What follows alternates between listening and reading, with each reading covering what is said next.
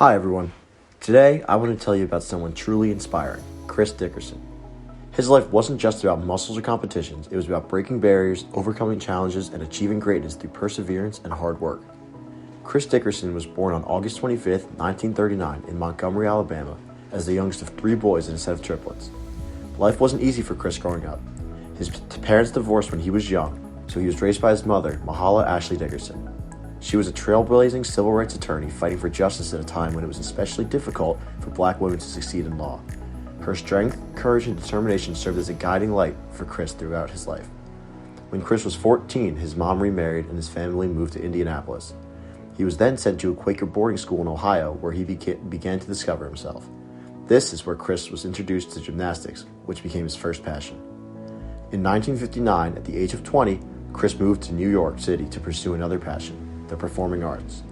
He enrolled at the American Academy of Dramatic Arts, where he studied acting, singing, and ballet. At first, bodybuilding was not on his radar. In fact, he started lifting weights for a very different reason. A teacher suggested he strengthen his chest to improve his singing voice. That suggestion sparked a new interest, and everything changed when Chris saw a photo of legendary bodybuilder Bill Pearl in a muscle magazine. Chris was captivated by the world of bodybuilding and decided to give it a try. At 24, Chris moved to Los Angeles and began training under Bill Pearl, who had opened a gym there. Pearl wasn't just a coach to Chris.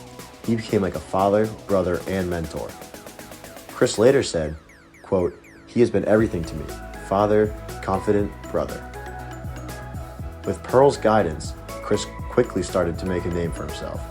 By 1965, at 26, Chris entered his third bodybuilding competition and won his very first trophy. This moment was huge for him. It proved that his hard work was paying off. The following year, he competed on the East Coast and won 11 titles, including Mr. New York State, Mr. Atlantic Coast, and Junior Mr. USA. In 1968, at 28 years old, Chris won the prestigious Mr. USA title. But his most groundbreaking moment came in 1970 when, at the age of 30 years old, he became the first black man to win the AAU Mr. America title. This wasn't just a personal victory, it was a historic moment for bodybuilding and breaking racial barriers in the sport.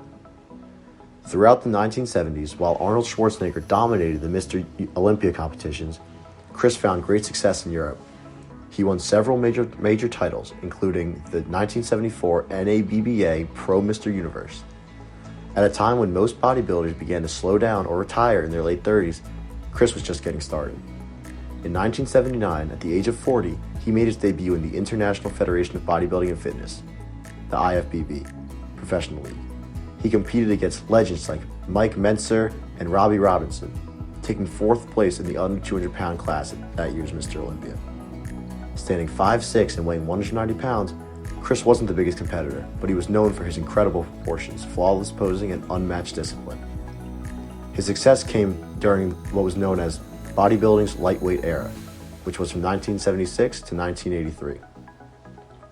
In the early 1980s, Chris competed in 15 professional shows, winning 10 of them. Even in the 5 shows he didn't win, he finished second. 2 of those second-place finishes at the 1980 and 1981 Mr. Olympia competitions were among the most controversial in bodybuilding history, with losses to Arnold Schwarzenegger and Franco Columbu. Despite these setbacks, Chris stayed resilient. A judge encouraged him to keep going, and in 1982, at the age of 43, Chris returned to the Mr. Olympia stage. That year, Chris made history again, winning the 1982 Mr. Olympia title. He was the oldest competitor to win the title at the time, a record that was held until 2018. Chris continued competing for several more years, finishing strong in multiple contests. Chris also faced challenges outside the gym. In an interview, he acknowledged that both his race and sexual orientation created barriers in his career. Despite these challenges, he persevered, becoming a symbol of resilience and strength. After retiring from bodybuilding, Chris moved to Florida, where he worked in corporate security and continued to inspire others. He even used his operatic voice to sing for the national anthem at bodybuilding events, including Mr. Olympia. In 2000, he was inducted into the IFBB Hall of Fame, cementing his legacy as one of the greatest bodybuilders of all time. Chris Dickerson passed away on December 23, 2021, at the age of 82 years old.